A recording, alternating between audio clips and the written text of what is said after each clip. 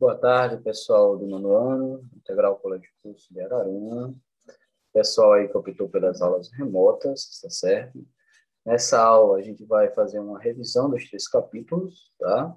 Uma revisão rápida e eu coloco aí para vocês uma atividade, no pessoal que optou pelas aulas remotas, certo? Então, uma pequena revisão e eu vou colocar na plataforma, né, uma atividade com algumas questões, ok? Então, vamos lá.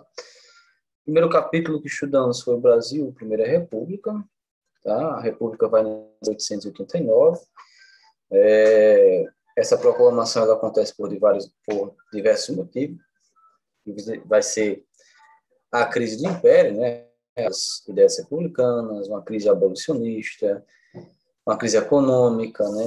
Divergências com a Igreja Católica. São vários motivos que vão levar à saída de Dom Pedro II do Império, né? Que vai ter a proclamação da República, liderados aí pelos marechais, né, o Deodoro da Fonseca e o Floriano Peixoto, tá certo?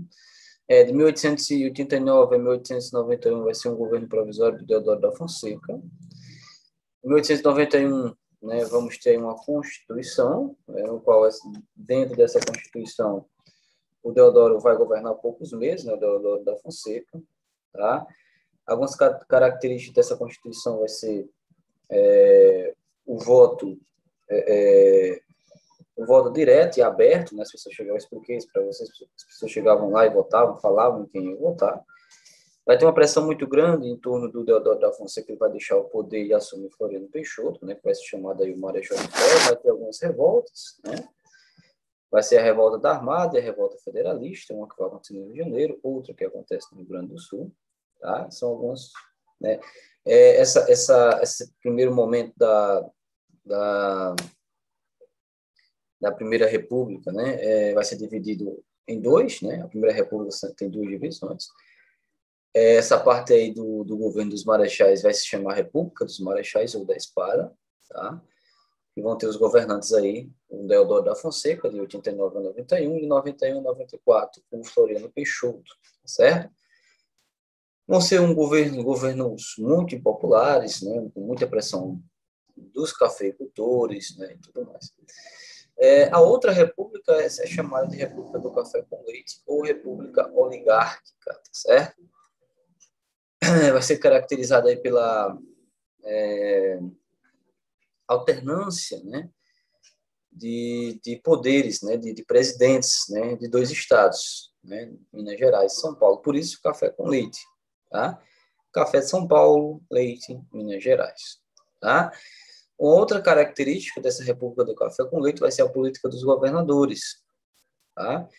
Então, os governadores recebiam investimentos, né, do governo federal, esses governadores transferiam esses investimentos para os coronéis, para os prefeitos e tudo mais. E, em troca, os coronéis e prefeitos davam ajudas com votos para os governadores apoiavam os presidentes, né, nas eleições do executivo. Então, era uma troca de favores, tá certo?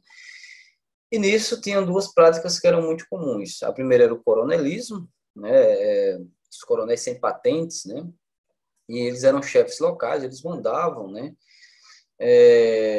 em toda essa região, né, a questão regional, a questão local. Lembrando que muitos coronéis eram deputados, né, muitos coronéis chegavam a ser governadores, tá certo? Mas eles tinham muitos poderes. E dentro dessa prática dos coronéis, tinha também a prática do voto de cabresto, né, no qual os coronéis tinham muitos eleitores que eram ligados à terra. Tá? Então, se esses eleitores, esses trabalhadores, que às vezes eram alfabetizados até na própria fazenda, né, não votassem no candidato do coronel, eles poderiam ser expulsos, eles eram expulsos das terras, eles sofriam castigos, né, e tudo mais. Então, chamava-se voto de cabresto, tá certo? Mais ou menos, algumas revoltas, né, que vão caracterizar esse processo, né, as pessoas não vão ser esquecidas, vão ser marginalizadas. A gente pode colocar, né, Canudos, né, a revolta da vacina, a revolta da chibata, contestado. o movimento do Padre Cícero, né, o movimento operário, o movimento tenentista, Semana de Arte. Vários movimentos que questionavam, né, essa política do café com leite, essa política oligárquica, tá certo? O outro capítulo que estudamos vai ser aí a Grande Guerra, né, já um contexto europeu. O motivo que vai levar a Grande Guerra às causas, né, a gente pode citar o imperialismo, a gente pode citar o nacionalismo, a gente pode citar o desenvolvimento industrial que vai levar essas grandes potências a buscarem matérias-primas em outros lugares, em outros continentes, né? São vários os motivos aí que vão causar a Grande Guerra, certo? De 1871 a 1914 vamos chamar de paz armada, mas por que paz armada? A qualquer momento poderia eclodir uma guerra, certo? A qualquer momento poderia. Então, paz armada, um momento de militarização, né, de investimento na indústria bélica, né, dos acordos, né, que vão existir nesse momento, é paz armada. Tá? É uma paz no qual os países estão se militarizando, que estão aumentando seus exércitos, tá certo? E vamos ter também a política das alianças, né, que vai ser dividido aí, os grupos que vão dividir a Grande Guerra. A Tríplice Aliança, né, que vai ser formada em 1882, vai ser formada por Alemanha, Império Austro-Húngaro e Itália. A Tríplice Entente, né, Inglaterra, França e Rússia, tá certo? Vão ser os grupos que vão fazer parte. A guerra vai começar em 1914, a partir do assassinato do Duque Francisco Ferdinando, né, um estudante sérvio, vai assassinar, né, o Duque e sua esposa, né, lá não lembro o país, acho que foi na Bósnia, né? E a partir daí a Áustria-Hungria declara guerra à Sérvia, né?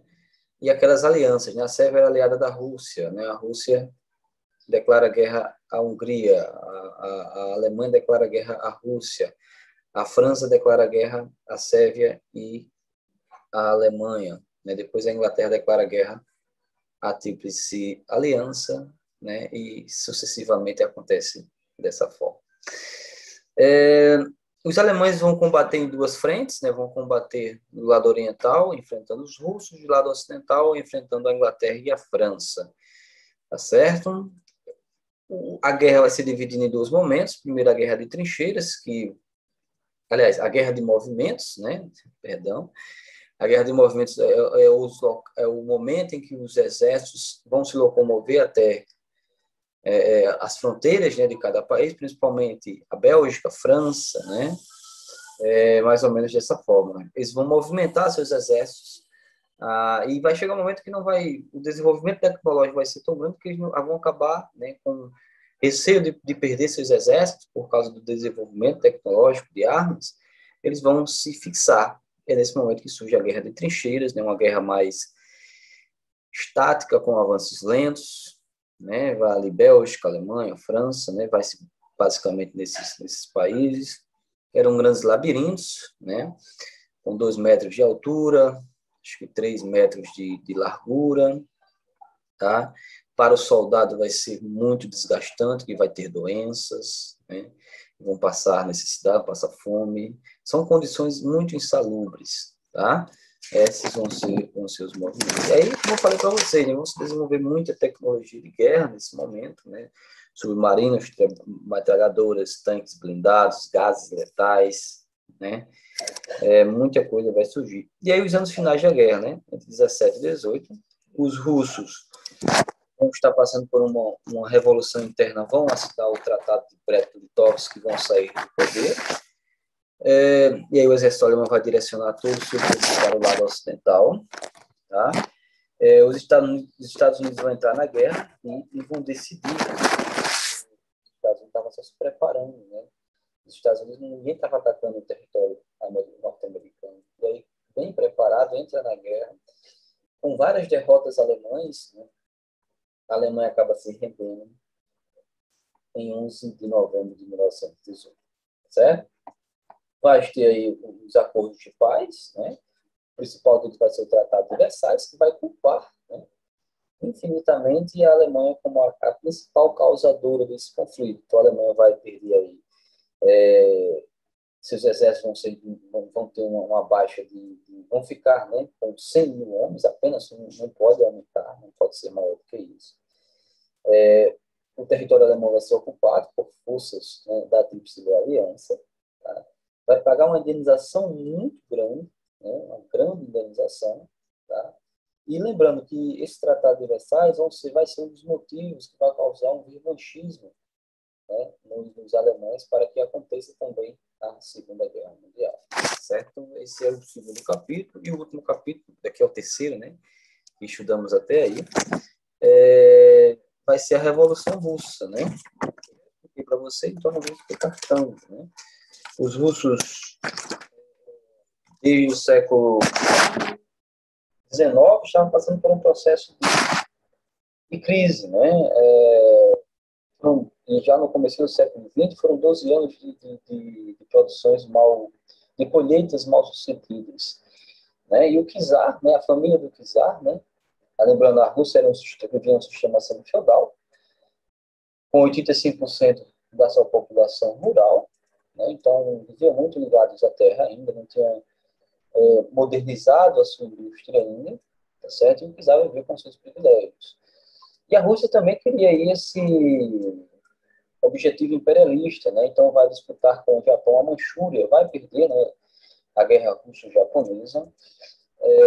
A população vai protestar contra isso, né, ali no 1905, e o Nicolau II vai mandar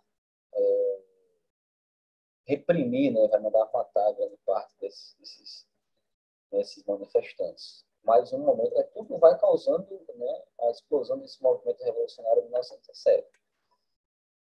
Tá certo? Então, em 1905 vai ter a guerra russo-japonesa. Tá? Em 1914 vai eclodir a Grande Guerra. Tá? E a Rússia não tem capacidade de enfrentar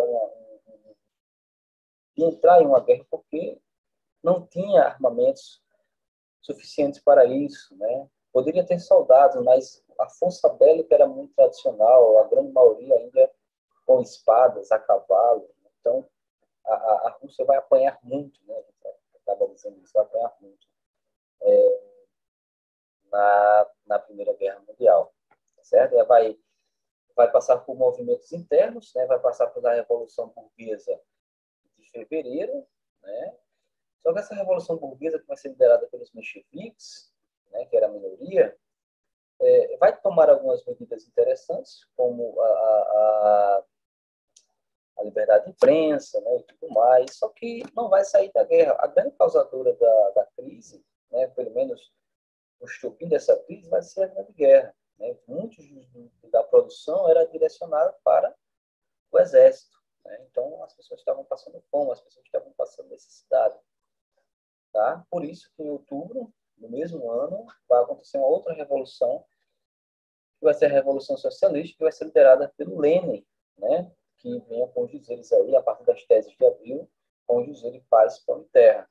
Né? E aí, é nessa revolução que a Rússia vai deixar a guerra em 1917, vai sair da guerra, assinando o Tratado de Brest-Litovsk, né?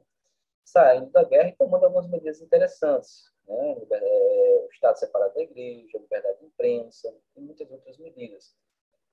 Só que não só os mencheviques, mas a nobreza, os aristocratas e a burguesia não vão aceitar, né, que um bloco socialista, um grupo socialista assumisse o poder, e aí vai iniciar uma guerra civil de 1917 a 1922, que vai colocar do lado o Exército Branco, né, liderado pelos mencheviques, a nobreza, aristocratas e o apoio até de outras nações, como a França, como a Alemanha e a Inglaterra, né?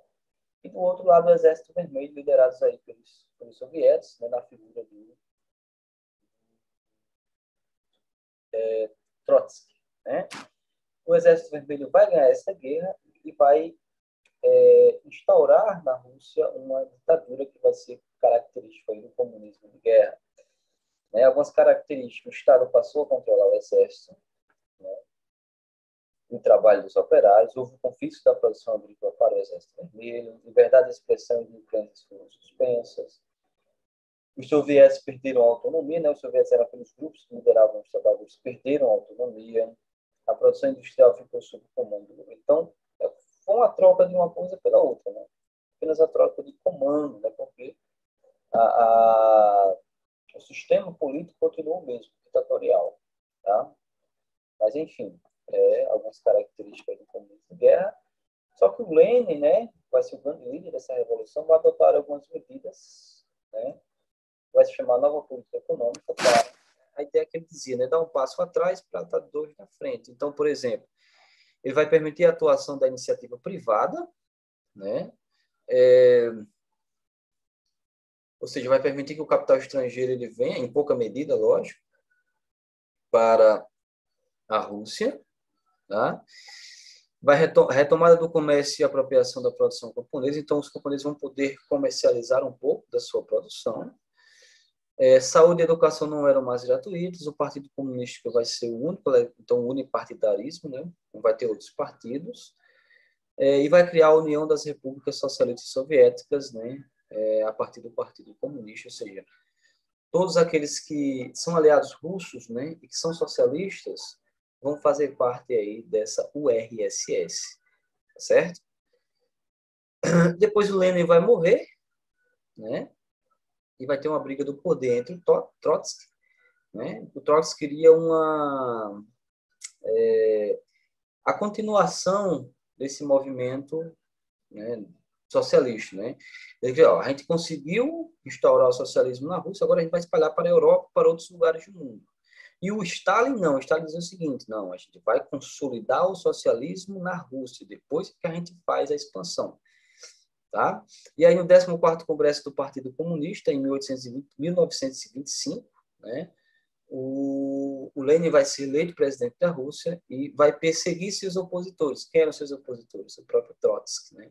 E o Trotsky vai ser exilado no México, vai ser assassinado em 1940, a mando do Stalin, tá certo? E aí o Stalin consolida o socialismo na Rússia. Então, essa é a Revolução Russa de 1917. Certo? Então, espero que vocês tenham entendido, né? Foi uma pequena revisão, tranquilo, tá? E eu vou deixar a atividade na plataforma, tá certo? Fiquem atentos na plataforma, porque as instruções para a atividade vai estar lá, certo? Então, tenham uma ótima tarde e até mais.